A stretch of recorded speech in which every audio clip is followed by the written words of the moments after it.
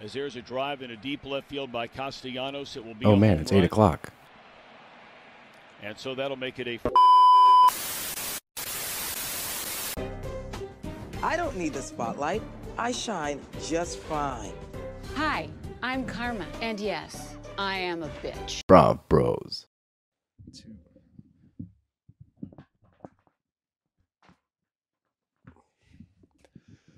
Good evening, everybody, and welcome back to another episode of BravBros, your favorite podcast from the bros for everybody. For whoever wants to listen, I am your co-host, Steele Russell, joined as always by the one and only Shooter Magooter. What's up, dude? Finally feeling back to normal. Had that nice, terrible weather rain game on Sunday. Let me just tell you what happened. Yeah, let me hear the story. You ever do something when you've got plans on like the weekend or something coming up and you already know what you're going to wear like 5 days before? Sure. There's no weather pending, and obviously it's an outdoor event, so I'm a fucking moron. But I already had decided I'm wearing the overalls that we got from Foco. Shout out Foco. Shout out Foco. That were lovely. Really excited to wear them out. Got pumped about it. Wore a sweatshirt underneath. Put a shirt under there. Thought I was going to be fine. I got down there for a 4 o'clock game at like noon. It started raining within the hour. Oof.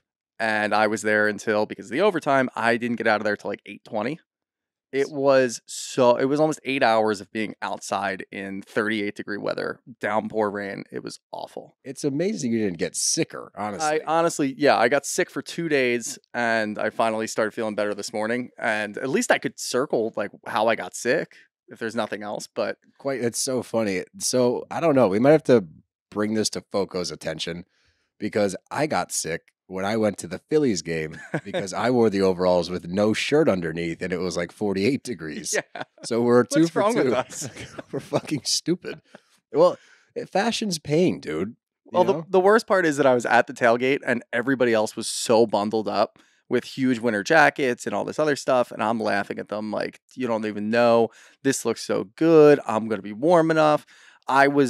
Honestly, I've never gone into a game earlier than I did on Sunday. I went into the game at 2:30. Just to try to get out of the cold. Just to get out of the cold so I could get up on the concourse, eat some food, and try to warm up. And honestly, go to the pro shop so I could buy a scarf, gloves, and this jacket. That jacket makes not really. Everything you purchase just rain seems jacket. to get wet. Yeah, well, no, this is sort of, I guess it's a windbreaker, but I mean, one, it's sick. Two, It's a really cool. Yeah, no, I like it. It kept the rain off of me, but like it didn't matter. It was so wet the entire time. And of course, and like, look, it was one of the most fun games that I've been to in years, but it had to go to overtime. Like we had to stay out there, and it just keeps getting colder and colder. And it was just, you know what? It was miserable. I'm not going to lie. It was terrible, but the game was great. You could say, and there's no evidence against this, because you stuck it out the whole time, we won. I had that thought at some point in the fourth quarter when, one, I was thinking about our listeners, because we always get tweets about how everybody's watching and knowing that we're getting excited. And I said, this is a really cool game to be at. This is kind of like a snow game a couple years ago where there's just snow and there's nothing you can do about it.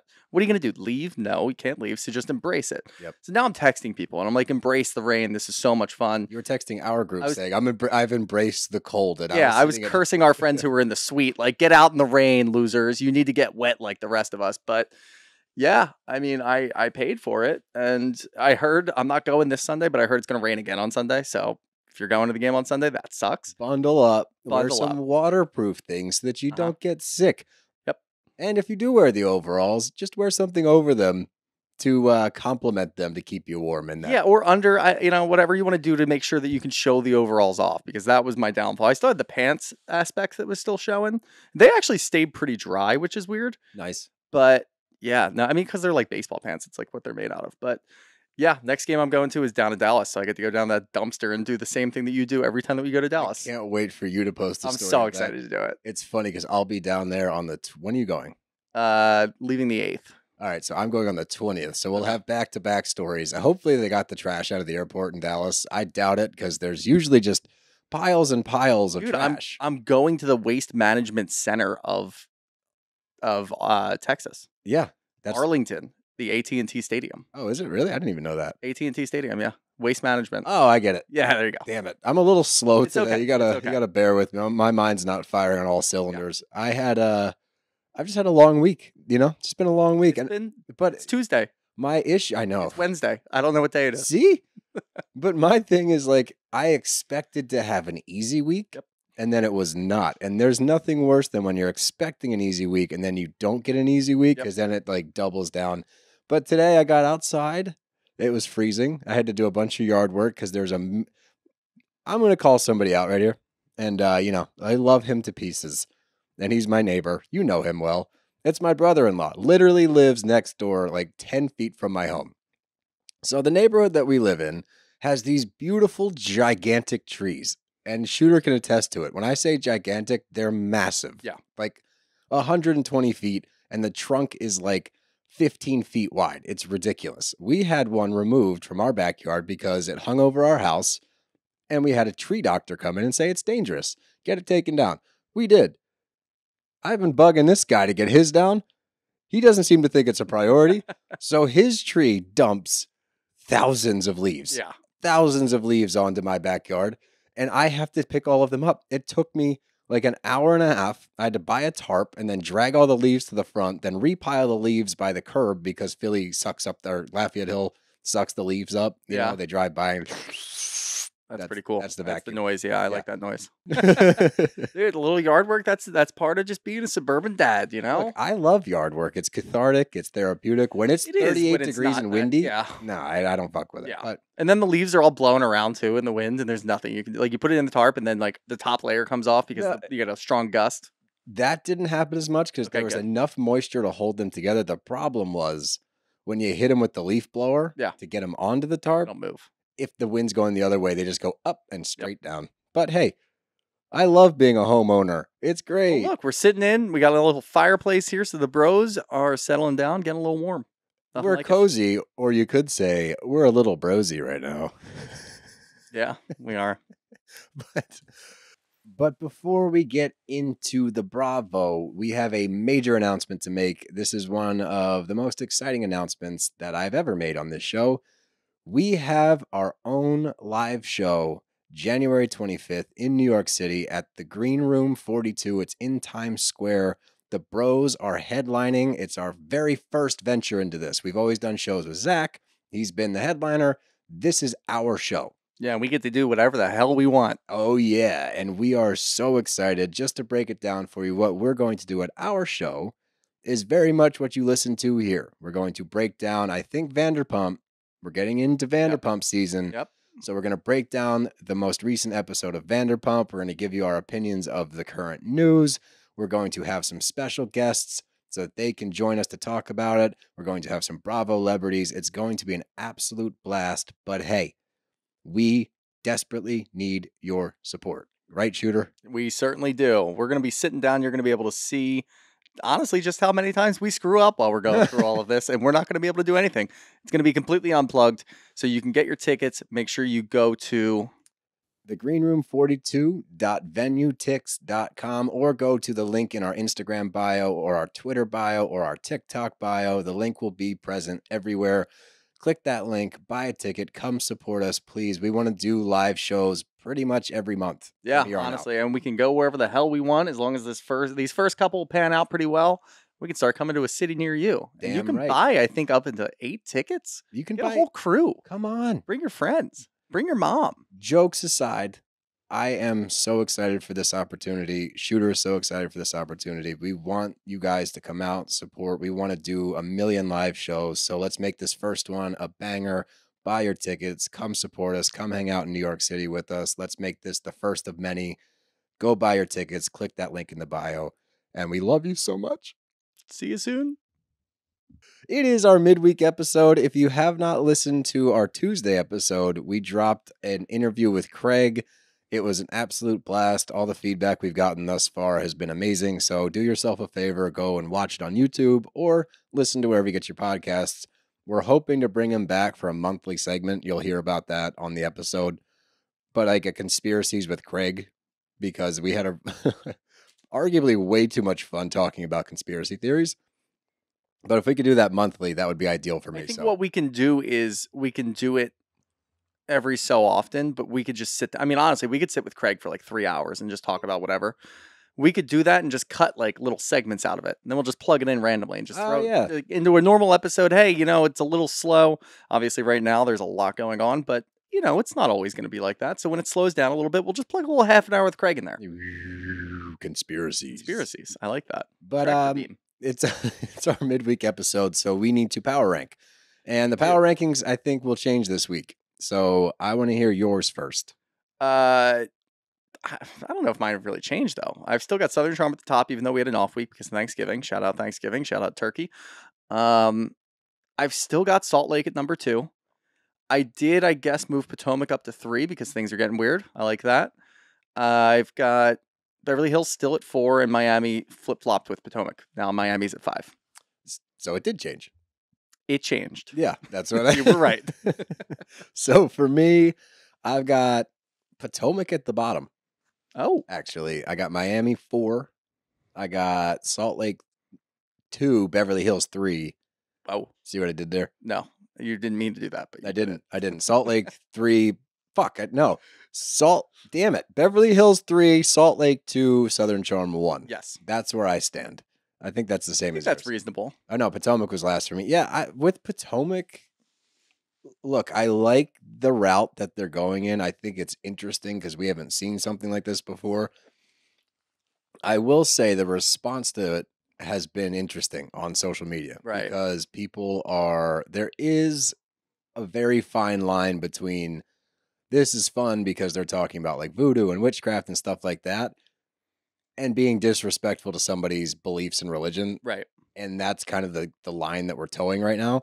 But do I think that it's entertaining as shit when they're talking about curses and stuff and then somebody knocks Sterno onto the floor and lights the place on fire? Well, not somebody, the physical embodiment of a curse. Yeah, Did over. Juan. That's a really good point. Yeah. So like when you put that in there, it's fun to watch. It's fun. Then why do you have them last? My issue is this. I fear that we're running the risk of repeating a lot of the things that we saw last year. Oh, Focusing on people's marriages, you're focusing doing on like the relationships. ESPN power rankings where it's like, yeah, you know, the Eagles are doing well, but you know, they could have lost a couple of games there, and That's we're not me. afraid they're playing with fire right Shut now. up. I've never said that.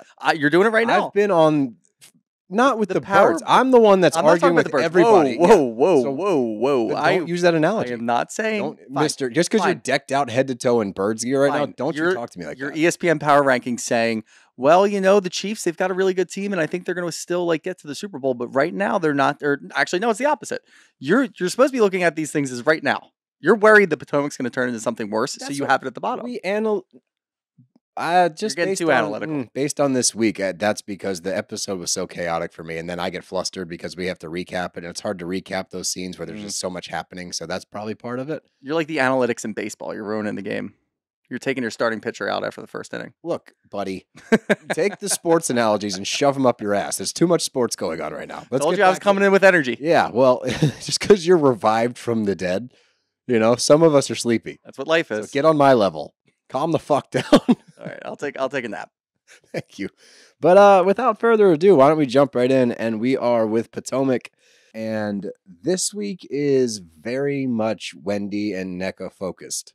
It's these two and their feud carrying on from last week. We heard NECA said that Ivy, who is Wendy's sister, called her sister or Yeah, it gets family a little member. convoluted. It gets a for little sure. convoluted, but somebody from Wendy's family called somebody from NECA's family saying that they're putting her name in a shrine. Her family's putting her name in a shrine. The mom specifically, Wendy's mom, is the one that is, with this accusation, practicing witchcraft or Yes. voodoo, as they have said. So when we get into this episode, we're with NECA and Ike. And Ike, we learn more about him. He's a traveling doctor. He's home 2 weeks, gone for 2 weeks. I think it's every other, which it gets a little deeper because we find out that Ike and Eddie went to school together. Yes. Right? And then we find out that Eddie had followed Ike on Facebook and has since unfollowed him during all of this nonsense. Really funny drama. It's crazy dry. It reminds me of like when we were in high school and people would like unfollow people and like, Yeah, I mean, the whole thing has changed. Well, it still kind of happens. I feel like it happens on Instagram. It's just funny that a specific platform you can kind of circle as not important or kind of like a boomer issue. yeah. Look is at that it like Facebook. Facebook, you're like, boomers are at it again. But if you do it on Instagram, people still get mad about it. So it's really the same issue. It is. It's just different platforms. It's just different platforms. Yeah. Different platforms for different people. But that sets the scene for like the entire episode. But the next scene, we get Robin and Giselle. And this one is interesting because Robin has had a conversation with Juan in Atlanta. And that conversation did not go well because Juan gets in her face and starts yelling. But according to Robin, Juan doesn't yell. His hearing's impaired from coaching. I feel like every single thing he does, she has an excuse for. How does that even make any sense? How long has he been coaching? I don't care how long he's been coaching for. That doesn't make any sense. It makes zero sense. You spend too much time at a basketball gym with all the squeaky sneakers, and you're like, I can't hear anymore. I literally have tinnitus in my left ear. Yeah. I'm catching because right-handed hitters would hit the ball on this side of my head, and my ear rings constantly because of it. It's because a bat and a ball sounds like a gunshot, and I still don't scream. I never yell. People can't hear me when I talk. It's one of the more frustrating things about I feel me. like it's the opposite, right? That's what I think, because I talk quietly because I can't hear well. Because you're afraid that you're talking too loud. Yes. Yeah. So I don't understand this, but I'm sorry you're going through that. It's okay, man. I've been going through it for like the past 10 years of my life, so I think I'll live. But it's really frustrating to hear these conversations because it's like no matter what this man does, he can yell at your friend. Right. And you still have an excuse. Where's the line? Where's the moment that he does something dumb, does something rude, and you say, Juan, that was fucked up. Stop doing shit like that. You know, the funny thing is people are still hammering down the aspect of, is it an arrangement? Is it Juan cheating and Robin's in denial? Is there something else going on here? I don't care about that anymore. I really don't. It does not matter. It does not matter at all. Because all we're seeing is Juan has really shitty behavior. Robin is covering it up at every opportunity that she gets. I don't care if she's shell-shocked anymore. It doesn't matter to me. Well, None of it matters. She doesn't care. Clearly, she doesn't care. She's telling all of her close friends. Like, this is a scene that we finally get where it's just the two of them. If Robin's ever going to just come out and tell the truth, it's going to be in a scene with just Giselle there. No one else can be there. Or maybe Karen forces her out at some point, but this is our best opportunity. And instead, we just get more explanations, more cover-ups, more excusing Juan's behavior. She didn't even need to tell Giselle about the shouting in Atlanta. No. You don't even have to bring that up. Why even bring that up? You're just painting him in a bad picture and then immediately taking that away and saying that it's excusable. Like, it makes no sense to me. And because it makes no sense, I don't care anymore. Nothing matters to me anymore. Well, it's just funny, like the verbiage he uses, like, I'm a sexual dude. Why do you have to say things? Why do you have to talk? Like, it goes back to the first episode where he was like, yeah, she is a beautiful woman, though. It's like, you don't have to insert these things. It's not vindicating you. It's making you look more guilty by saying I'm a sexual dude. That to me implies you're a promiscuous dude, which means you're out there, which we have fucking photo evidence of you out there in the streets with other women. So like, it just drives me crazy. And the thing that really pissed me off with this scene, this is a moment where Juan, a husband and a man, is yelling at Giselle. When she had a conversation with Chris last year, she went off the rails about how it's inappropriate for him to be stern with her, to talk to her a certain way, to talk to her behind closed doors, XYZ, whatever. Where's that energy for Juan? Why? And I know it's not the same situation. Well, obviously, one, it's not the same situation, but you don't see that kind of energy when it's Giselle and Robin. Absolutely. I mean, I know why. Else, but also, I think that the majority of it has to do with the fact that Giselle kind of gave up. I think she's done. I do. Yeah, but like, I don't think that I think she knows she's not getting an answer from Robin, and she feels like, why am I not getting this answer from Robin, my closest friend? I think I give up. And I understand. That's how I got it. It's because it's the closest friend aspect, but never in any other season that Giselle's been on this show would she relent just because somebody wasn't talking about it. She would have kept hammering home, trying to dig more shit up. It's only because it's her friend. And look, is it annoying as a viewer? Yeah. Does it make sense to us for her to not shit on her friend? Yeah, like we get it. Yeah. But at the same time, you're on the show. If you're going to bring that energy for Chris, again, different circumstances. I'm simply talking about how you were talked to. You're not really making us think about it. Juan yelled at you. He yelled in your face. Bring that same energy. That's all I'm saying. But we get Candace at home with her mom, and they start talking about Robin. As we know, Candace and Robin are not doing well. They're not friendly at the moment because of things that Candace has said on podcasts and stuff in regards to Robin. Now, do I think that Robin has a reason to not want to hang with Candace because of that? Yeah, sure. She was talking shit. You did back up Chris early on. However, lying by omission, I think, is the problem here. You knew all that shit with Juan was going on, and yet you were somewhat of a party to the rumors about Chris just because you didn't say shit to Giselle at a certain point. Yeah, I feel like this is probably the most mutually agreed beef that I've ever seen on this show, where both sides make perfect sense and I'm okay with both of them. If they don't want to squash it, if they don't want to talk about it, and they just don't really want to hang out with each other and do whatever they're going to do, and obviously you're going to have to be in the same room at some point, but it doesn't mean that you have to be on good terms. You can both be mad at each other and just leave it at that and not move past it. Obviously, in a show like this, we're eventually going to have to talk about it, and they're going to have a face-to-face, and they'll try to pseudo squash it, and then it'll pop back up again. But I get it. Candace's perspective is this whole thing was going on with Chris. Yeah, again, Robin came to that lunch, but she was just I feel like she was just there to find out what they knew, and what they were talking about, and who they were willing to blame. And obviously, it comes down to Giselle, it comes down to Ashley. But that's all Robin was doing there. She wasn't really showing support in my eyes. She didn't stand up to Giselle. She didn't stand up to Ashley later. That's support. I agree with that 100%. I think that she was more trying to play the role of I'm not getting involved in this shit because I don't want them digging around in my shit because Juan is out here doing whatever the fuck he wants. She could have been doing that, but again, we're watching her right now not answer any of the questions and completely sidestep everything and excuse all of Juan's behavior. I don't think she's smart enough to do that. I think that she just wasn't bringing it up because she didn't want to talk about it and bring it up to the rest of the girls. I don't think that she was looking at that as, ooh, we can go talk about Chris for the entire season and nothing's going to come up about Juan. It looks to me right now that she's in her own little world. I feel like she was in her own little world last year too. I would agree with you if it wasn't for the statement, I was waiting for Karen to say something. I don't think that makes any sense ever. It makes zero sense, but because of that, that was clearly on her mind during the season. I don't think so. I think that's just something that came out of her mouth at the time. I don't know. I don't think it was ever planned. I don't know. I don't think Robin has planned one thing since she found out that Juan cheated on her. Maybe not, but I don't know. I will always have questions because of that one statement. I was waiting for Karen to bring it up. It's like, what? Why? Yeah, what? Stupid. Yeah, stupid, dude.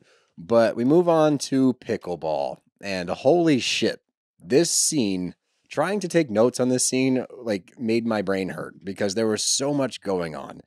But let's start with what we always like to discuss here. Athletics. We love to talk about athletes on these shows. You know what my star was? It's going to surprise you.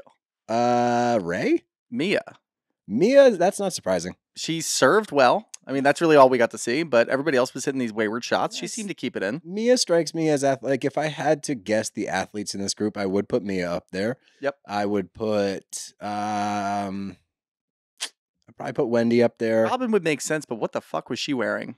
Dude, the funniest shit, someone tweeted it out, and it was like, her and Giselle were talking about how when there was questions about Eddie in the tabloids cheating, they were saying, oh, now Wendy's dressing all sexy because there's shit out in the public. Fast forward to this season, there's shit about Juan out there, and now she's wearing a bodysuit to go play. Like, it was a leotard. First of all, the outfits overall were, I loved the extravagance going. Like, they're playing pickleball, dude. This is a sport that was designed for the elderly in retirement homes to increase your circulation. That's where pickleball was founded. For the record. It turned into something else. I do agree with that. Absolutely. No. But it's not that hard to play. It's very easy to play. That's kind of the pull. I love pickleball. I'm not shitting on pickleball. That being said, I guess you can wear whatever the hell you want because you don't really need the mobility. No, I agree. It's just like them walking in there. I would love to see the people that work there. First of all, I want to know the people that work at just a 24/7 pickleball spot. Yeah. Got to be an interesting crew. But just watching this, like, first of all, there's cameras everywhere. And then you get this fashion show come in of all of these people wearing crazy outfits to go play a sport. But, you know, whatever. I enjoyed the outfits. I'm not shitting on them. I just thought it was funny, everybody's attire. But Mia arrives to the pickleball thing, and the awkward, like, cheek kiss hug thing that happened with Karen, because they're still not on hugging terms. They're like, I love. So the progression is great. I'm laughing at it. I want this bit to continue for the entire season. Karen can commit to a bit without a doubt. For sure. Probably better than anybody else. Maybe even in Bravo at this point. I guess my question would be, what's next? A half a hug? That little, like, kind of half butt out hug that you do, maybe? Oh, the shoulder lean in? Yeah, the shoulder lean in. No arms. Yeah, no arms. Yeah, okay, yeah. I like that. Yeah. But we see Giselle comment on, Candace gets there and she says, yeah, we're not talking. And I think it's funny that Giselle can have any kind of stance against Candace. Right. Knowing what she did last year. Like, she's upset with Candace because Candace said some horrible things at the reunion. Sure. You tried to paint her man as a like sexual deviant. That is way worse than saying some mean things. And she has this high horse stance where she's like, I'm not talking to her because she said the mean thing at the reunion. It's like, you tried to make Chris out to be a fucking predator last year, you asshole. Like, if anyone's going to squash this, you need to bite the bullet and be like, hey, that was my bad. I feel like that's my problem with Giselle anyway, because she doesn't try to squash anything. No. Like, she's okay with keeping it going, which again is completely fine. If you just don't agree and you don't want to keep a friendship in the court ever, just keep going. Pickleball court. That's what I try to do Nice. there. If that's your motive and that's what you want to do, then do it. Sell it. Whatever. I don't care. But don't go to your confessional and bitch about it. That's Agreed. what I don't want, because that's that like two-faced energy where clearly if it's on your mind enough that you're going to talk about it in the confessional, you should be trying to do something where you can try to figure out what the root of the problem is. One, you're stupid if you don't know what the root of the problem is. It's very clear that we can see that. Just go back and watch last season. Instead, you're sitting there and complaining and saying you don't know what the problem is and you did all this to me in the reunion. Enough. I don't care. Yeah. Like, you've done this for years now. Yep, I agree. But the big moment happens. Juan and Robin arrive, and everybody is stunned. Mia has a great one-liner. Why wouldn't he be here? He doesn't have a job. That's a good Boom, liner. roast. Yep. And then Karen comes over the top with, what the hell is Robin wearing? She's got that vagina on display. Put that back. Nobody wants it. Not even Juan. Boom. Roasted. They're both getting roasted, but rightfully so. And I think that's where I'm at right now is like, and maybe that's why I'm not ranking this higher, is because I know where this is going. Like, I know what's happening. I know who's going to take the digs. I know that Juan and Robin are going to be against the entire group at some point because that whole thing is going to blow up and continue to blow up, and they will refuse to address it. We're going to get no answers. What if there's enough pressure finally put on Robin and she finally bursts? It's not going to happen. You don't think so? Really don't. I just don't see her So getting you're to not that holding out point. any hope for your favorite franchise. Isn't that crazy? It's kind of sad to hear. It's a bummer. And look, I'm enjoying it. Don't get me wrong here. I am enjoying it. And maybe this is why I'm overly analytical on it, because it holds a special place in my heart. And I'm afraid they're going to go down a path that's not going to be conducive to a good season. It's been good so far. I'm okay with it if they don't try to deflect and create rumors about somebody else. If Robin doesn't try to team up with Giselle or Ashley and start talking about somebody else, if they want to throw Candace under the bus for something that they feel like she did, or throw, I guess, the whole NECA and Wendy thing under the bus and try to focus more on that, if they don't try to steer us in that direction and we can see Robin doing that to get us away from her and Juan, I'm okay with it, because I do feel like eventually there will be a straw that breaks the camel's back and something will happen, whether it's in a group setting and Juan blows up at the group and then it's like, there he is. There's your Juan on camera. We get to see him. If you want to be on this show and you're going to be able to try to explain your cheating rumors, you better be on camera. And when the push comes to shove, don't fucking blow up, dude, because everybody's going to be able to see you for who you really are. That's what I kind of want. I think we could get there as long as we don't take these weird navigations. And I feel like it's not going to go that way because she doesn't have Giselle on her side. Giselle is the master of doing stuff like that. If Giselle's not going to come around to it because Robin's not giving her any information, we're not going to go down that path of just, all right, this is annoying. Let's just talk about the real issues. We're never going to get there. Okay, here's a 3-part reunion talking about nothing.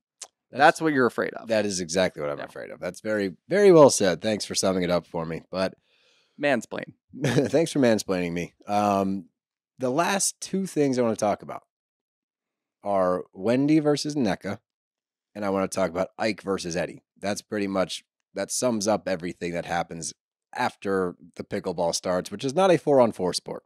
Okay? If anybody playing pickle, it's not 4-on-4. It's embarrassing. Not enough room. Not enough room.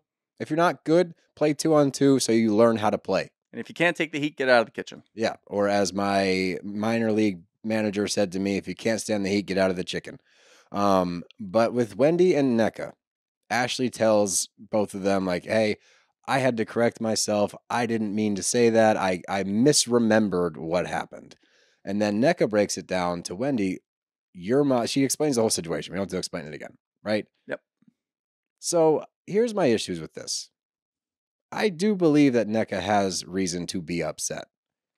To the group's point, Wendy didn't call. Right? Like, Wendy's not the one behind the phone call. I do think that Wendy had something more to do with all of this. And that goes back to when I called the fact that she does know who this person is. Yeah. I think Wendy feels threatened by Nneka's presence on the show. I do too. I think And that's the root of I it. think that is the root of everything. And she's having her maybe look, I mean, who knows? Maybe her family's very protective of her too and says, if you're gonna have this woman on the show, she could steal your spotlight and then all of a sudden you're not gonna have a job here anymore. Who knows what the cooking show, podcast, talk show, whatever politics show she's gonna be doing right. is gonna do at some point. But I do think that she feels threatened by Nneka being on the show. I have no problem with Nneka bringing it up because No, I don't have a it's problem with it's it. TV. Like if you want to bring something to the table immediately, this is what you're going to bring. And it seems like there's something there. And the reason I say that is because Wendy didn't go back at her with any facts. She didn't really ask any follow-up questions. If this is something that you're definitely not guilty of and you don't know anything about, you slow everything down and say, explain it to me better. Tell me who's involved, and I'll try to understand what you're saying. Instead, she starts focusing on Nneka maybe misspeaking one word. Targets that, starts yelling over everybody else. That's somebody who's guilty. Yep. That is what behavior exudes from a guilty person. And that's all I saw that entire time. So I now am fully in the realm of Nneka's right. Wendy knows more than she's leading on. We're never going to talk about it because Wendy's just going to keep trying to insult her because that's what Wendy's MO is. So What she did to Mia. I agree with you. And that was my next point, actually, was in the beginning when they brought up the point. Wendy didn't call. I was like, that's actually a really good point. Mhm. Wendy's response made me do exactly what you did. I was like, oh man, you just buried yourself because now you're like standing up, like strutting around, you're flaunting, you're like doing all this crazy shit and saying it's a flop, and like flipping your hair at her. You're not saying anything of substance. You're not No, defending you're yourself. you're avoiding the questions. Yeah, Which again, look, I don't want to say that if somebody brings something up about a family member, you're not going to try to defend them, Mhm. but you're going to do it way differently than that. I agree. You're going to try to find out the facts and then defend them. You're not just going to immediately shut them down and start yelling over them and then flipping your hair and saying it's a flop over and over again because you feel like it's a personal attack towards you. It is, but you have to deny that you were involved. And I will say that receipt of the phone call didn't do shit for me. That was ridiculous. Like I saw a screenshot Why even of show it. that? Well, I saw a screenshot of it.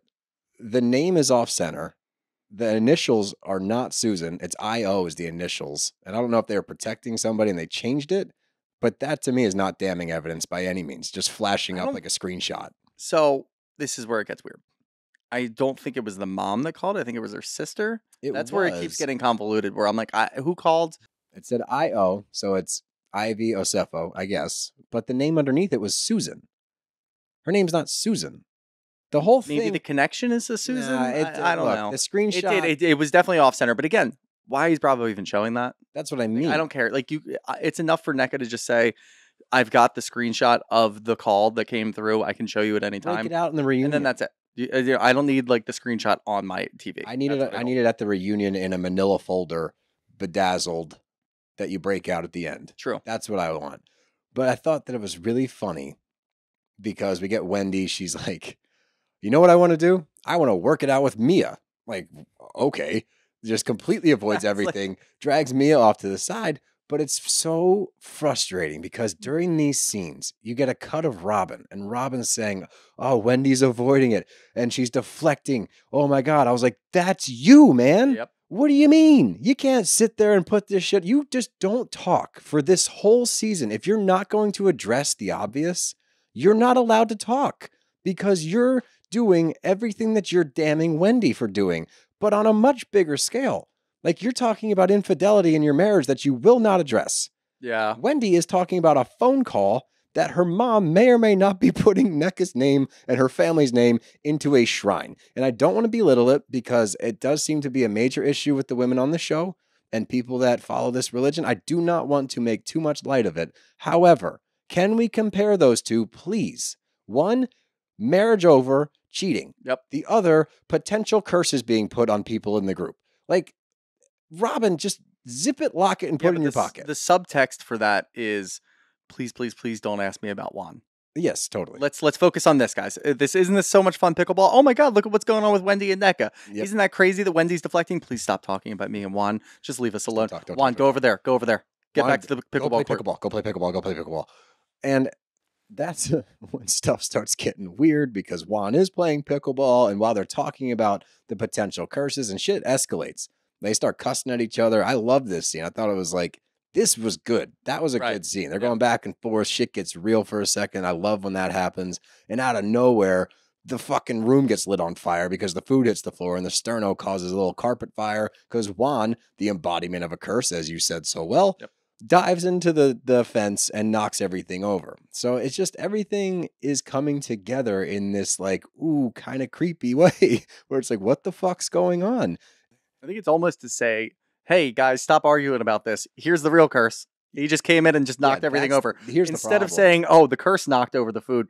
I mean, you were right. The curse did knock over the food. Let's talk about that guy Let's over there. talk about him. We've because got he's him the now in a curse. room. He can go play pickleball, but you can shout at him on the court. And you can ask him questions all you want. You know- And I want to see him yell on the court. You know what drove me nuts with him What? the whole time?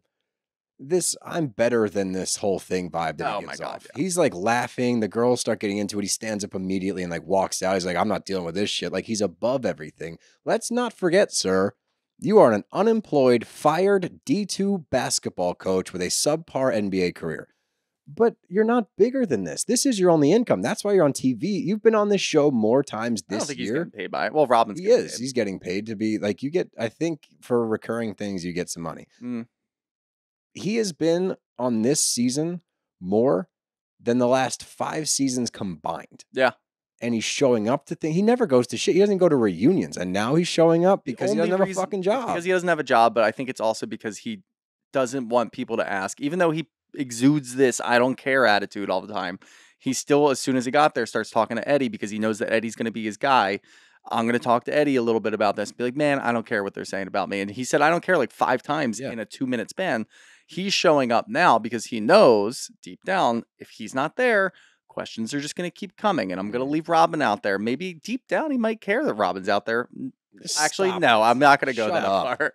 Deep down, I feel like what he really doesn't want is Robin to be left on her own And starts answering questions. because then she starts answering questions. I If think he's that's- there, she's not going to answer the questions. I So like he's going to say he doesn't want to be there and he doesn't care, but he really does care. And that's why he's there all the time. Because look, if you don't want any of that and you just are tired of the fucking bullshit that comes with being on a housewife show as a husband, you know what you do? You don't go. You know who wasn't there? Chris. You know who's tired of all that bullshit? Chris. That's why it happens.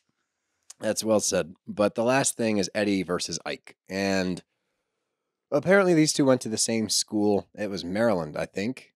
Was it Maryland? Maybe. I believe it was Maryland. yeah. But regardless, they went to a big school. Just going to the same school does not mean you know the person. They did follow each other on Facebook. That we do know for certain. So this is weird that when everything popped off, Eddie took the time to go unfollow Ike. Mm-hmm. Now, when this comes to a head at the end of the episode, and Eddie starts questioning, Ike starts questioning Eddie, saying, did you unfollow me? What happened? This is, again, Eddie does the same shit Wendy does. He deflects, he avoids. He's like, we're not even friends. I don't even know you. Irrelevant. He didn't even say, I don't know you. He said, this is the first we're meeting. Right. That's what he said. That's irrelevant. Mm-hmm. Did you unfollow him on Facebook immediately following all of this nonsense? I also don't like that Ike got, he was the person who was taking the blame for bringing it up. He didn't bring it up. He didn't bring it up, and I don't like that. I did not like when he pops off at NECA Mm-hmm. when she's trying to calm him down, and Ike's like, just let me talk. I was like, whoa, pull it back, sir. I understand that Still you're learning. heated, but yeah, don't yell at her. Focus on Eddie and Wendy because they're the ones that are driving this whole thing. It's just confusing, and I guess I'm trying to understand Wendy and Eddie's argument because I don't get it. They're just clearly trying to avoid. I think we're going to find out a whole lot more about this. I think there's way more than we know as far as what was said behind closed doors about NECA and her family. Yeah. And I think it's interesting going back to what Ike said in the car in the beginning of the episode. Is Wendy afraid that another Nigerian woman coming in is going to replace her, as you said before, but highlighting the fact that they're both from the same country, they're both from the same tribe, that, as Ike said, like, you should support one another. Mhm. You would think that would be like a union right there where we would Right. see NECA and Wendy together. But as we've seen in the past, I don't think Wendy likes being overshadowed. Wendy needs to be the standout. She needs to let you know she's got 2 degrees. She needs to let you know she's a doctor. She has to let you know all these things. So I think that you hit it on the head earlier when you said this is all centered around Wendy being afraid that NECA's going to steal the spotlight, her family using that and saying NECA just used Wendy to get on the show. She's saying Wendy's name. They're starting this fire. No pun intended. You know what it is? Actually, I think I just figured it out. NECA coming in is bringing in another occupation that's considered an intellectual occupation. If you look at the rest of the women on the show, we've got, obviously, Candace has a really good music career. Great. That has nothing to do with talking about politics and talking about life and all this other shit. NECA comes in as a lawyer, a successful lawyer. Okay. Now, all of a sudden, Wendy can't pull that, Mia, you're slow, I'm the smartest person on the show. Interesting. You've got NECA over there who is a successful lawyer and very smart. You are no longer the only person there that can stand as an intellectual talking about politics that's too highbrow for everybody else. You've got somebody else that's kind of your equal. You're a little scared of that. I think that's perfect. Mhm. I think we'll leave it there. But that takes us to RHOSLC, and this was a really good episode again. This is a great season. It continues to hit pretty much every mark that I have for it. Like, it's just been exciting. The drama's real. Everybody's bringing it. Even Mary had a better episode. I still don't need her on screen anymore, but she did do better this episode. Let's jump right in. We start out with Heather and Ange, and they are at Angie's house, and this is like post-Mormon party or whatever. And this frustrated me throughout the episode because I feel like we either didn't see the majority of the scene or we're missing something, or this group is just gaslighting the shit out of Monica. And this is not a Monica Stan podcast anymore. Like, I still enjoy Monica, and until I get evidence to the contrary, I still like Monica, but I'm not going to die on the hill for her. No, yeah.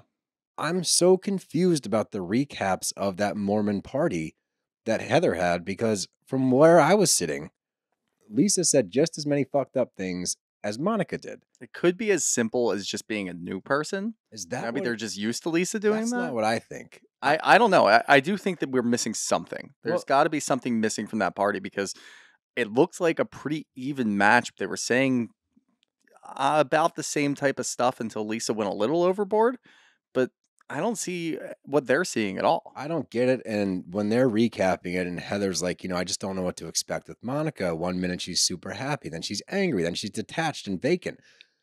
Go through the scene, dude. Yeah. What do you mean? Why wouldn't she be detached and vacant? Why wouldn't she be angry? Lisa said that she hates women, so she went on the defense for herself. No one else stood up for her. Now she's battling everybody. Here's my take. I 100% think, and I've said it before, Heather wants to hang out with the cool kid. Mm-hmm. The cool kid before was Jen Shaw. She latched herself to Jen, got burned.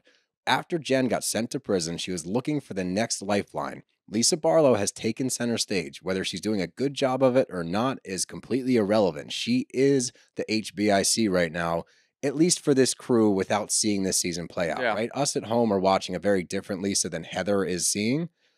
But Heather's attached her ship to Lisa, and I think that she will ride or die for her just to be in the good graces of Lisa Barlow. And I think it's fucking annoying.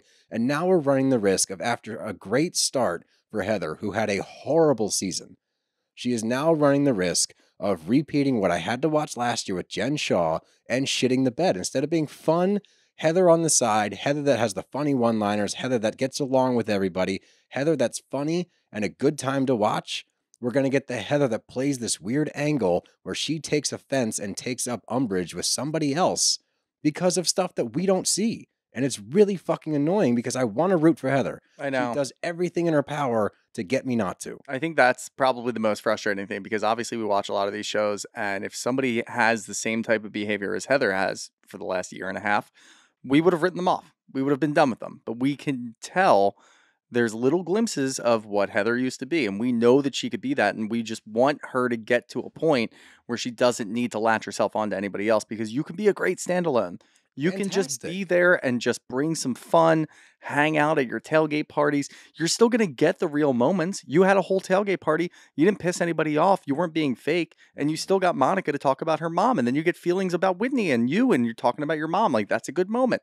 You can still have those good moments just by being yourself. Instead, you're sticking up with Lisa, just kind of riding her coattails. And we all know that Lisa's just going to talk about herself the whole time. So clearly she doesn't see anything that she said was wrong. So you're just agreeing with her and it's pissing us off.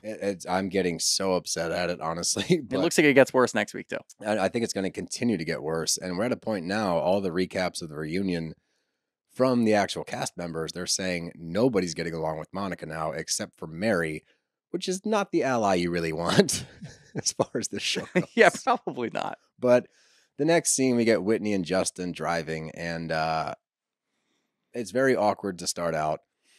And this made me like I was a little harsh on him over the past couple weeks just because Justin's frustrating to watch, I think. Yeah. This is still a marriage of 15 years and they're going through some shit. And maybe I was a little insensitive to that because, like, the whole end of the conversation where it's like, well, if we're still willing to fight, I'm willing to fight. Well, I'm willing to fight too. It's like, I don't want to root against anybody. And I said that last week. We're not rooting against them. But it almost seemed like a competition at the end. Like, are you going to fight? I'm going to fight. You going to fight with me? I'm going to fight with you. Works. I know. Yeah, if it were, it's just like a touchy thing. It was awkward, but I feel like I kind of abandoned that. Like, obviously, as soon as it started, it was so awkward. And then it got to a point where I was actually really sad. It was like, all right, this kind of sucks. These are the moments when I feel really bad when there's cameras in the car, and I'm like, I don't know if I want to watch this. Yeah, I don't think I should be watching this. Yeah, that's like a real moment. Like, do not bring us in. If they bring us into a full on big time like marriage therapist and there's breakdowns, I don't know if I can watch that. It's gonna be no, that's too real. But Whitney gets some really, really difficult news. She finds out that her best friend Sherry has been intubated. She has been battling cancer. We actually saw her at the party last week. We didn't even realize it, but she gets some news that things aren't going well, and she's kind of had this feeling of dread recently where she thinks that she's losing her friend, and this was difficult to watch. This was really hard to watch. I got emotional. It's just watching somebody come to grips with the fact that they might have to lose their best friend on TV, knowing that we just saw this person. I was like, fuck, man, like that's heavy. That's really heavy. So say what you want about Whitney. She's having a great season, and she's doing really well for herself. And she's so much more. I never thought I would say this. Put together and articulate. Yeah. Like, she's saying things that make sense to me. She's bringing things up at the correct time, and she's taking the correct stance. We've seen like real time growth from her. I know. It's really weird because she used to do that thing where some of her confessionals were on point, but in the moment she made no sense at all. Zero. And we had no idea what she was talking about. And then she would go to the confessional and be like, that is not at all what you said. No. I have no idea how you feel like anybody else can understand what you're talking about.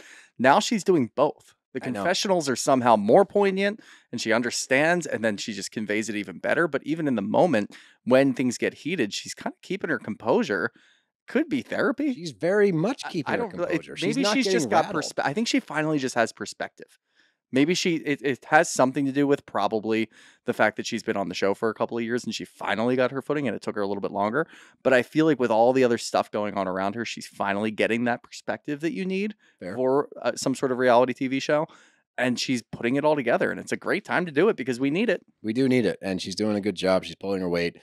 Again, difficult scene to watch, but the next scene we get Meredith and Lisa at lunch. As we know, these two have been trying to repair, I guess, their friendship.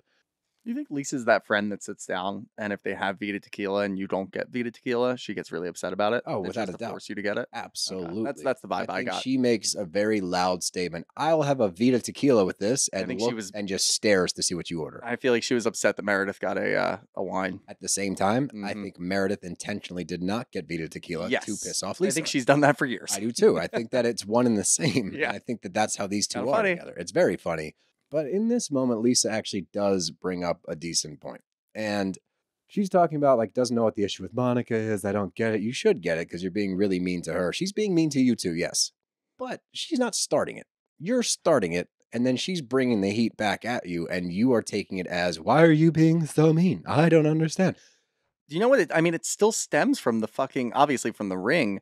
But what it really stems from is one of those stupid ass games that they have to play at dinner and all these goddamn shows. You know that the production's the one saying, all right, we're going to play this shitty ass game. You guys are going to hate each other in an hour, and this is how we're going to do it. But instead, Meredith stormed up and walked away. Obviously, she hasn't been nearly as impactful on the show. No, she's kind of taken season. She's kind of taken it back. Yeah, exactly.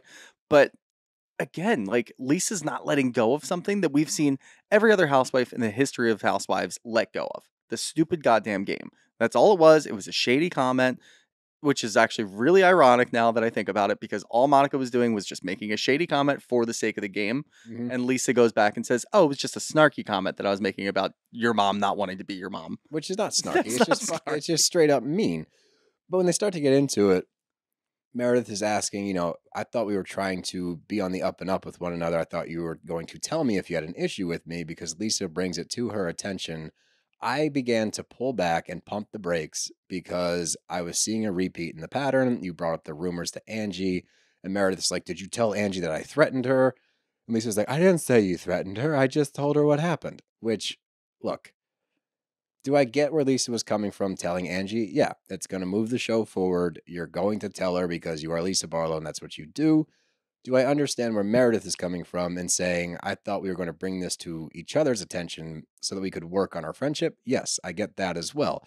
Neither did their part. Both of them are actively driving this friendship into the ground. And I don't think this is a friendship that needs to happen, honestly. I think that we have such a different Lisa Barlow than we had when Lisa was under Meredith Marks in seasons past, right? I think now it's like if they can't find a way to coexist on the same level, it's just simply not going to work. But Lisa highlights that she doesn't want to be around the rumors anymore. She doesn't want, and to her credit, like she does talk a lot of shit. Yeah. She doesn't play the rumor game. She really doesn't dive into the rumors. She just doesn't know how to analyze things and takes it for face value. And then she has issues with it, but she says it immediately. Yes. She just doesn't go digging the way that Meredith does. But I think my biggest problem with Lisa, and she does this throughout the episode, she says it 3 or 4 more times. Anytime she gets backed into a corner, she uses one word. Do you know what that word is? What's the word? Triggering. She will always say it's triggering for me because of my past experiences, which might be true. But if everything's triggering for you, I then feel like you're using that word, which is what's the phrase? It's a something word, not a trigger word. It would be a trigger word. Okay, fine. It's a trigger word. And the whole word should have been left in 2020. It should have been left in 2020, but she's using a trigger word by saying triggering. And that's when Meredith goes, well, Angie's manipulating just like Monica. And even Lisa can see through that and say, Monica's just being a bitch. Yeah. You're being deceptive. Yep. And that's very true. Lisa, this was the first scene that I've watched with her in it where I was like, okay, thank you for saying some points that actually make sense, that actually land, because you're correct. She is being deceptive. She's doing what Meredith does. And I think that it's weird that we are seeing her take a back seat. And do you think that that's because, like you said last week, I think, people are starting to figure out her game? It could be that, but I'm really starting to think that she just brings nothing to the table, except for what she does. Maybe. Like, without her being aligned with somebody, because she was always friends with Jen to the point where, Jen didn't get her involved that we know of in her shady shit, but she was always around with Jen, and obviously with the whole Lisa thing, she was always with Lisa, and whenever there's like a pair, you're going to be on screen a little bit more. She doesn't have anybody. Nobody's really like Meredith Marks' best friend. She's got Seth, There's their podcast, hanging on by a thread. Honestly, I would say Meredith Marks is a housewife hanging on by a thread right now. Do we need her on this show? Probably not. She's not doing much. I don't know. I mean, her and Mary can go. I agree, actually. And, funny putting them in the same sentence. That's really funny. I enjoyed that. Did it feel good? Yeah, I feel pretty good. Mary and Mary? Yeah. But moving on from there, we get to Mary and Monica, and they're at Mary's house. And Mary gives good advice. Monica says it too. She doesn't follow her own advice, but she gives her good advice here where she's like, look, and I think this is the best advice Monica could have gotten because she doesn't fully understand the crew that she's dealing with, right? If you wanted to be copacetic, if you wanted to be calm, if you want to be able to go on trips and stuff, you unfortunately are going to have to bite your tongue and not say certain things. Not because they don't deserve to hear it. It's because they simply won't hear it. Lisa will not hear what your point is. Lisa will take exactly what you said and take it literally, as we see with this fucking Ted Bundy thing. Yeah. She does not understand what you're trying to get through to her. Yep. So if you want to play the game of I want to get along with people, you're going to have to eat some shit. And I don't think Monica is capable of doing that.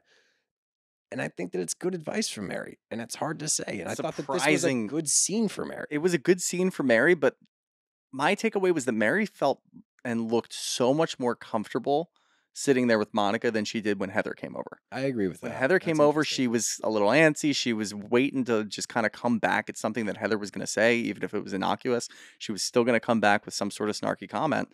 this looked like two friends sitting down. This was weird. I did not expect this. I didn't really like it that much. It made me feel unsettled.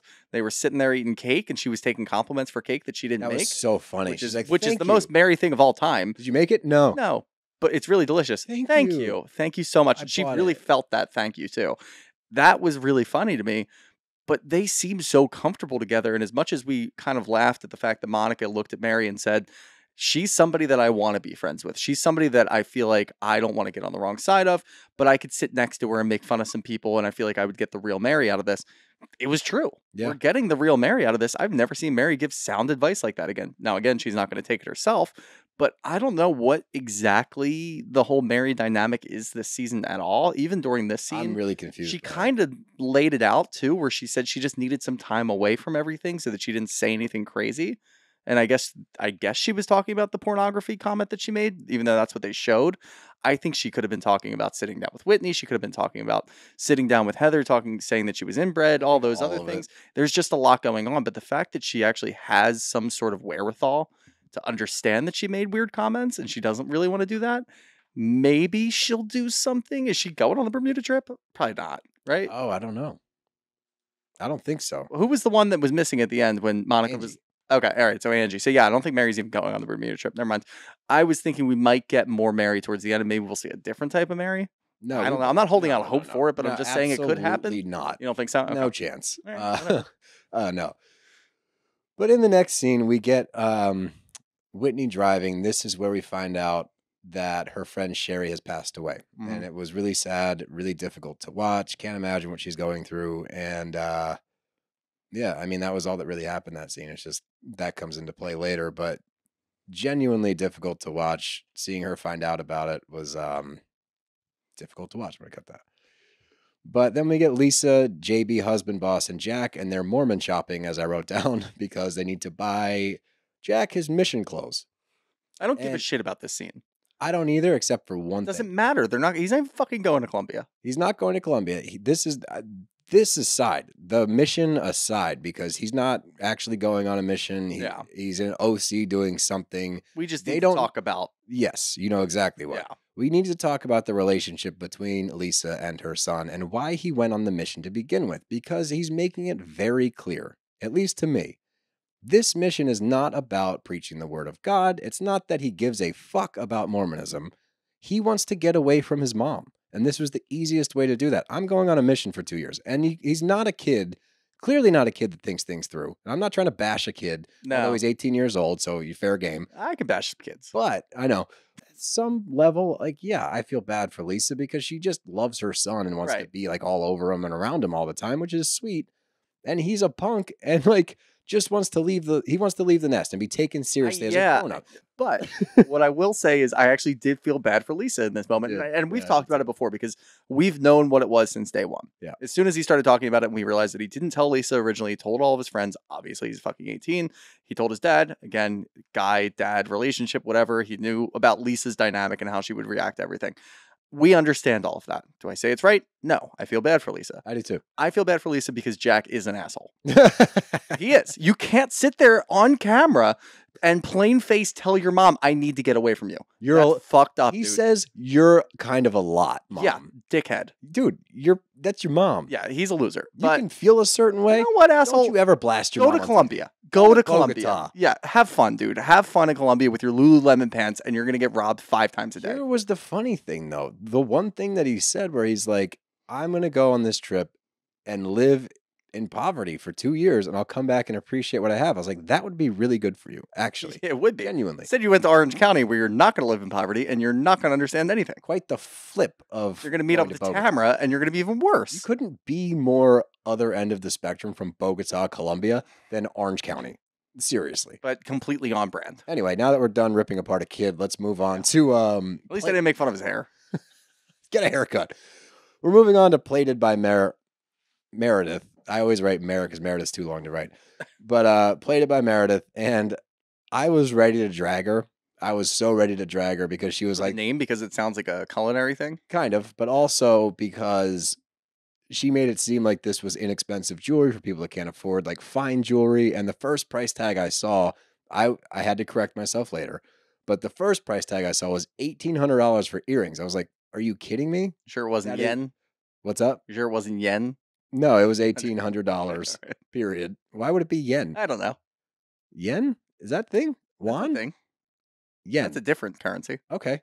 Yeah. Welcome to Currency Talk with the Yeah, Bros. let's talk What about other currencies can we think of? The euro. British pound. Oh, that's gone. See ya. It's still circulating somewhere. What the fuck was I talking about? Damn it. Oh.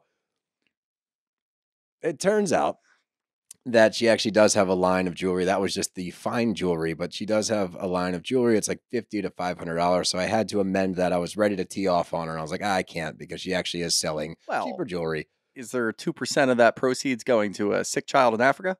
I don't know. I didn't think so. Oh, Meredith, you're upset about it, but you're not giving them any money. Yes. What a callback. It took me a second. But anyway, Whitney arrives, and this was cool for me. I thought this was a big moment because she shows up. Her friend just passed away. She says Sherry would have shown up. Sherry showed up for me a week ago when she was battling cancer. If she can do that, I can show up to this. Why are you making a face? I don't know how you got through that. That was like she sells down by the seashore. Oh, really? Yeah, that was I'm so impressed by you. Thank you so much. You can't say Instagram names, but you can say that sentence. I can say there's certain things I'm very That was good impressive. at. There are certain things I'm not good at. Yeah. But anyway, Words. I thought that it was really cool for her to show up, and that is such a huge step forward for the relationship between Meredith and Whitney. Yep. Only because Meredith is Meredith, and she will not be cool with Whitney without some grand gesture. Here it is. This is going to smooth things over, I think, for a long time between the two Seeing of Meredith them. do a human thing is weird. Cry. Yeah. Yeah. Real strange. Comfort a friend when they're going through something. Weird to see. Yep. Gets a plus in my book. I know, it was a nice scene, and it was really cool to watch her be strong enough and pretty much honor her friend by going and saying, if she's strong enough to do that, I can fucking do this. Yeah. And she did. And she was composed for the most part. She kept it together. It was just, again, lots of flowers for Whitney Rose today. But then Lisa gets there. And all the sweet sentiments go out the window because Lisa goes up to Heather, who's standing next to Whitney and has a big bag of weed and gummies and stuff. And she's hawking these products at Heather, doesn't even acknowledge Whitney. Whitney texted her the night before that Sherry passed away. She said it the night before. They'd been talking about it for days because I guess she had passed away like 5 days prior. They've been talking about it for days. She mentioned it the night before. Lisa does not even acknowledge it. And look, I did take the stance for a second of, is Lisa avoiding it because she doesn't know how Whitney's doing, doesn't want to rock the boat in a social setting? I did for a split second until I was like, she can at least give her a hug and say, hi, Whitney, how are you doing? How are you feeling? Give her a hug, comfort her. Yeah, Lisa gets no passes. 0 passes. And I wasn't giving her a pass in that moment. I was just trying to think of it from an area of her not being a total asshole. Right. And that's my mistake. Because yes, people can be assholes on these shows, but not usually when it comes to something like that. No. Usually they do at least say something, especially if you've known about it for days and you know that it's coming and it has happened already. You said you sent her flowers in the morning and you don't follow up at That's all. what I mean. Like, it makes no sense to me. There's no excuse for going over to Heather and making light of some weed conversation and talking about this and that right in front of Whitney. You go to Whitney first. I don't give a shit. That the excuse of, well, I don't know, and like I don't deal with situations like this that well. No, that was I all don't know bullshit, how it bro. was like that's such bullshit. Because then she uses the word. She goes, Yes. it's really triggering for me. It's like the fact that you can take this moment You and don't do anything other than say, hey, Whitney, I'm so sorry. I should have acknowledged you in the moment. That's on me. Yep. Take the L. This is the biggest L that you've had. Fucking wear it because you deserve to wear it because you didn't acknowledge your friend's feelings who just lost her best friend. If you get caught up in a moment where you fucked it up, just say sorry. Instead, Lisa has to defend herself no matter what the cost is. She has to be in the right. She has to be the one that is being wronged by somebody else. Mhm. Guess what, Lisa? In this moment, you have no rebuttal. You messed up. And it's okay. People do make mistakes. You said that. People make mistakes. They do. But a real person, a good person, and you claim to be a good person. Every time you get caught in some shit, you claim, I'm a good person. But then when the moment comes to be a good person, you balk and do something stupid and try to defend yourself. You were wrong. Your friend lost her best friend. Be a grown-up. Say, I'm so sorry. I will be better. By the way, I did send you flowers. It does not excuse my behavior right now. You don't even have to mention the fact that you brought the flowers. You don't really have to, but if you're going to bring it up, you use that to say it doesn't excuse anything. I should have checked on you the minute I arrived. Instead, as usual, and as Whitney calls out repeatedly, and thank God I was so like Whitney came pumped through for this scene because she's just like, even all in you care Whitney's about current yourself. state. Even in Whitney's current state, she was still able to come through. And guess what, Lisa? You know who's not uplifting women in this moment? You. It's on camera. Yep. You're only talking about yourself. And I feel like the nail in the coffin for the argument of Lisa only cares about herself is this moment. Yes, clearly you did not want to deal with Whitney because you didn't know what was going on. It's a shitty stance to make. There's no excuse involved there. You're kind of a terrible person for that. But that doesn't mean that you're all about yourself. That could mean a lot of different things. Once you go to the confessional and you start talking about how, well, you know, it's very triggering for me personally, you're now making Whitney's friend's death about you. How the fuck did we get there? There are so many different avenues there, and she still found a way to make it come back to her. That's insane. That's narcissistic behavior, which we've seen all season, and we've seen it in the past. We gave her a pass because of the Meredith thing, but now you've got a whole season here where you're just talking about yourself the entire time. Somebody finally called you out about it, and you're really going to be upset about that? You're going to cry and rip your mouth I think off. the funniest part was when JB Husband Boss walks in and starts talking to her. She shuts the door on him. She shuts the door on him, but then he asked what happened. She said, Whitney said that I only care about myself. He didn't say, oh, well, that's bullshit. He said, well, what happened? Yep. Mm-hmm. Because he knows. Flashback to the scene of him trying to talk to her, and she stops. Every scene where he tries to talk to her. But that one was like the perfect picture of who she is, because that's your husband. You started the conversation. 2 of those scenes. Middle of the conversation, you pick your phone up and start texting as he's responding to you. There's the one in the car in the first episode, and then there's the one where she's sitting on the bed in their bedroom. That's right. 2 scenes, 2 separate scenes, same behavior. And look, here's my thing. And you know me, and I will always be this person because it's who I am.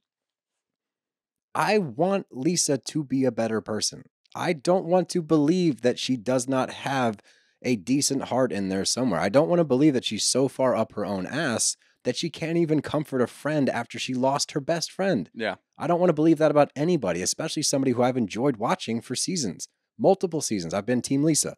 And now I'm watching this and it's like, what the hell, dude? Like, how does this...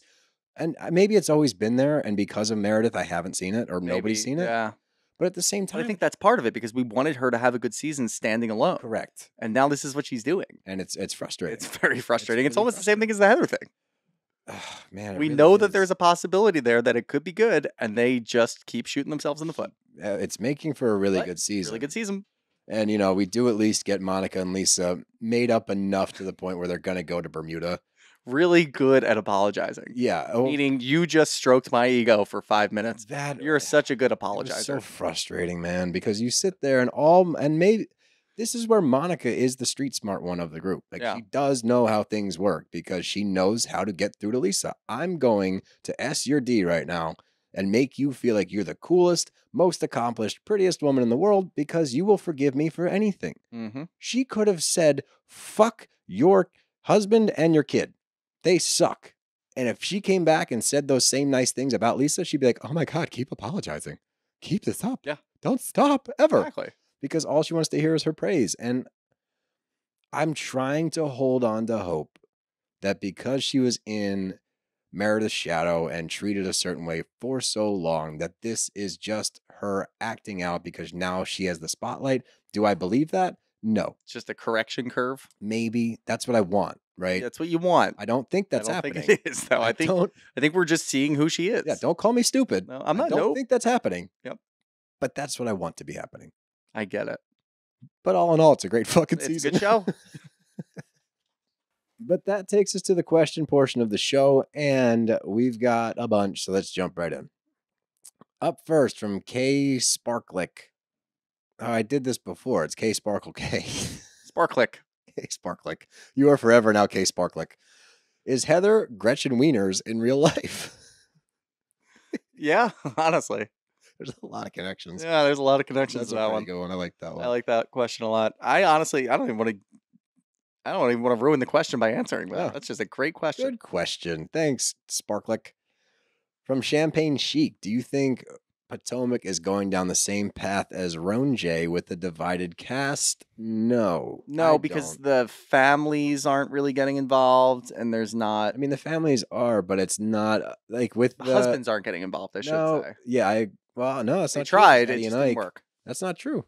That's not true. Oh, I was answering for Salt Lake. Yeah, no, Potomac. Mm, I don't think No. it's reached that level because you don't have in Jersey. It's two very clear factions. You're either Team Yeah. Melissa and she has her minions, or you're Team Teresa and she has her minions.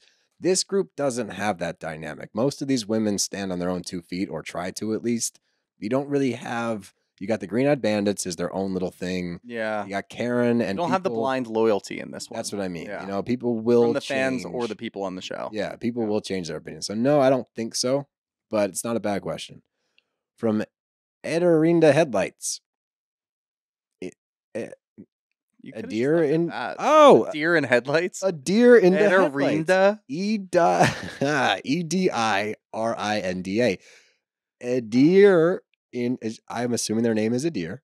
I'm so sorry for butcher. You've asked the question before, and I have butchered it multiple times. So I finally got it. A deer in the headlights. Again, see earlier, I am a wordsmith. I can take a seashells down by the seashore, and say it perfectly. But if you put a name on here, I don't understand. It's a disaster. Why are you laughing at me? What do you think I'm laughing at you? I can't. I try so hard. But on to the question from A Deer into Headlights. Is it me, or does Whitney seem more inauthentic or extra this year? I believe NECA. I think we all do, honestly. I think if you're on the right part of this show right now, then yeah, I'm on that same page. Yeah, I mean, I feel like it's making me question Wendy's behavior in the past. And has she been authentic in the past? Do we know? Am I going to go back and watch? Probably not. That's actually a good point. I don't think Could have just been that- blind to it, honestly. Yeah, There's just and- been so much else going on. And a lot of the times, I feel like there were people attacking her and they didn't really need to. And there was no necessity to do it. I don't know if I've ever like. I don't She think just Wendy's hasn't been- been super authentic always. I don't get that from her ever. She I hasn't been think that super important on the show either. So, But I think that she's been more of a like she wants to put on her image. Like she wants to tell you who she is. She wants you to Yeah. see her as Dr. Wendy, which by all intents and purposes, yeah, you deserve the respect. You're a doctor. she a medical However, doctor? that was a really funny dig. No, she's not. She's a doctor of My husband philosophy. is. But I think that that's the root of it. I think she wants the image of who she thinks she is versus we haven't really gotten like a very emotional breakdown Wendy. No. We've even gotten a hot mic moment where she, after saying one thing to Giselle, immediately flip-flops as she leaves the room because she had a hot Right. mic. So I don't know how genuine she's ever been. It's a good point. The last thing I want to read, this is not a question, but this comes from my brother, Stone. And he says, I just felt I should put this out there for Craig and for Shooter. And he sent me a screenshot, and it says, tornadoes occur in many parts of the world, including Australia, Europe, Africa, Asia, and South America. So, for you and Craig, if you haven't listened to our conspiracy segment from our Craig interview, these two idiots said that tornadoes only happen. Hey, Stone, why don't you keep your science out of our conspiracies, all right, pal? Hey, he's a professional baseball player, and he's smart. And a really good screenshotter. Yeah, he screenshotted the shit out of this. Thanks, Stone. I appreciate you, dude. But that's funny. But that's all we got. You got anything else? Nope. I am good. All right. Well, don't forget, as we said in the beginning of the episode, we have our very first standalone live show. So please go to our Instagram. The link is in the bio. Buy your tickets. Come support us. It's our first solo show. We need it to do well. I'm just going to level with you. We got it. We need it to do well. We need you guys to come out and support. So please support the bros. Come out for a really fun show. Other than that, we'll see you tomorrow. Tomorrow. Yeah. Back to back. To back. To back. BravBros out here. See ya. Man, keep it going.